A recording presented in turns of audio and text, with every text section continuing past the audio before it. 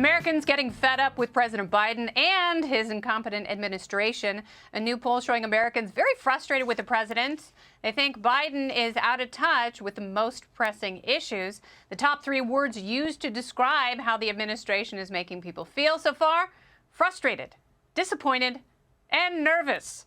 The problem isn't just with Biden. The whole Democrat Party seems to be out of touch with the American people who are suffering. And old guards like James Carville are issuing this warning. Watch.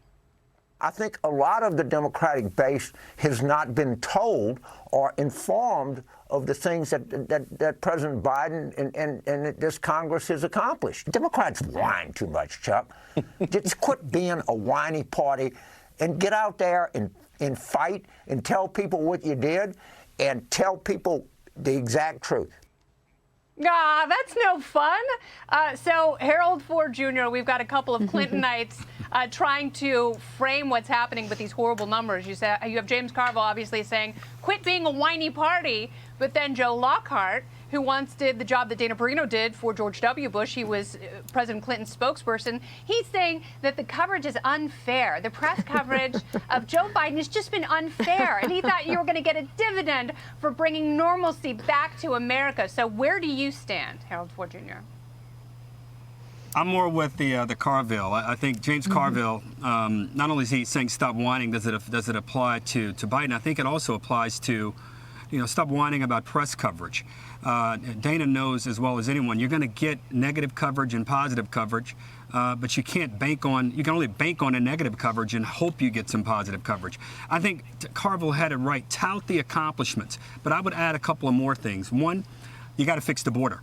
And you got to demonstrate that you have a policy and that you are paying attention to it and that you're going to work to get it done. Two, I'd create a supply chain task force that every week we would give a sense of what we were doing to unclog those lanes that are making it harder or really impossible for goods to get into the country, which in many ways is contributing heavily to inflation woes. Three, stop trying to be the Senate leader, Mr. President. Be president. Use the bully pulpit. Advance your agenda that way. Leave the process to Senator Schumer and Speaker Pelosi. You ought to get out and explain what's in what you want, why you want it, and ask the country to support it. And finally, give Joe Manchin what he wants on Build Back Better. Put it on the floor and take the doggone victory in front of you. HFJ 2024. Love to see it. All right. So, Jesse, that's great advice. Tout your accomplishments.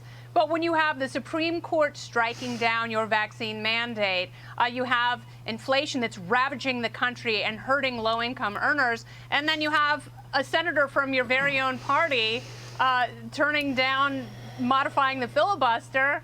What are the accomplishments exactly, Jesse? There are no accomplishments to tout. James is concerned with marketing. This is not about marketing. This is about a product. No one wants the product Biden is selling. He's like the sales guy that keeps on trying to sell you something that you're not there to buy. There used to be a guy in Long Island. I used to go to the store, and I used to go in for, say, Christmas lights. He'd be like, Mike, where are the Christmas lights? What aisle? And he'd be like, no. Let me first show you these Adirondack chairs, Mr. Waters. I said, Mike, I'm here for the lights. I don't want Adirondack chairs. He said, no. Sit down in these chairs. Trust me, you're going to love these chairs. I sit down to humor him. I say, Mike, they're great chairs, but I need Christmas lights. And he says, you know what I'm going to do? Don't tell the manager, Jesse. I'm going to knock off 10% on these chairs. Don't tell anybody. I'm going to do this for you. They're basically free when you think about it. And I said, what are you talking about, Mike? First of all, these chairs have stickers on them that say sold. He goes, oh, well, not these chairs. These are floor samples, but they're back ordered, and you're going to get these chairs in about 6 months. Oh. So it's the same thing with Biden. Like, he's selling us something that we don't want, and the stuff he is selling us, he can't even deliver, like the voting thing and Build Back Better. So what are we doing? All we want is a nimble administration that's able to pivot away from their pre-planned political agenda and towards the agenda of the American people, the things that we care about now, today. And they can't do it. No, because the American people are busy getting blamed for all of this, Dana. And I think that's part of what is driving these poll numbers down. You had a Quinnipiac poll last week that you talked about, 33%. The average polling, the average approval rating for the president is anywhere from 40 to 44%. Still not good. No. So, what can they possibly do to make things better when their policies to Jesse's point, what the American public, what they've actually bought, are making things worse and exacerbating things like inflation. So what do you do to make it better? Well, the Quinnipiac poll definitely lit a fire under some Democrats because it was a shocking one, and it was considered possibly an outlier, right? So they wrote a memo from the White House and basically saying this is not really the case. Biden's actually fairly popular. Everything's fine. And the ink was not even dry on that memo when the new CBS poll came out, which basically reiterated what it was said, what the Quinnipiac said. And one of the big focuses is the word focus in this poll. One of the things I thought was interesting is only 33% think Biden and Democrats are focused on the key issues they care a lot about.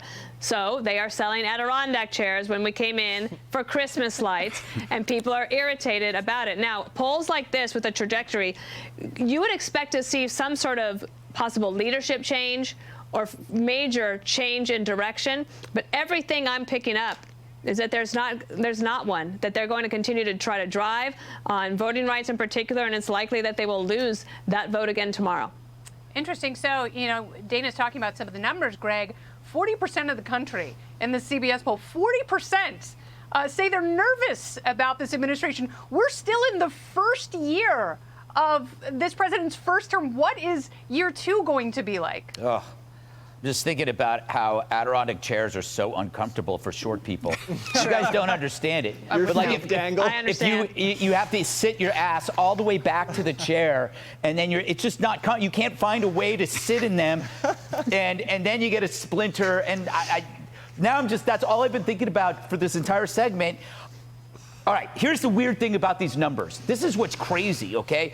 Joe Lockhart saying the media is, by the way, in scientific terms, he is a gibbering moron. I think we've understood this for a while.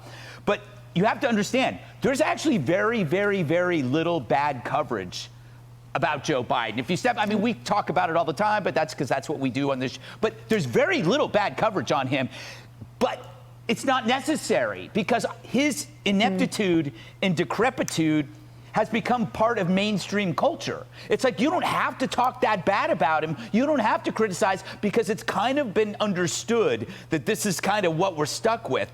And it's probably, and the saddest part about it is, and I've beaten a dead horse here, quite literally, Joe put wokeism before the welfare of the country. You have some really, really, really big issues here, whether it's crime, fentanyl poisoning, inflation, COVID, the border. These are things that affect every citizen, black or white, you name it, right? But instead, Joe is like, you know, January 6th, voting rights, pronouns. He's basically AOC in a bad grandpa rubber suit. And we did get sold like some bad Adirondack chairs. I think the best advice for the Dems, besides running Herald 2024, is to develop a few more tools than race politics and woke apologism, right? The issues are sitting there, man. The Republicans are generally slow. If you can beat them to it, but you got to let go of this stuff. The symbolic CYA social justice, the energy they put into that could power a small city, a nauseating small city like Portland. Yeah, and they can all go live there. Have a great time. Yes. Hey, Sean Hannity here. Hey, click here to subscribe to Fox News YouTube page and catch our hottest interviews and most compelling analysis. You will not get it anywhere else.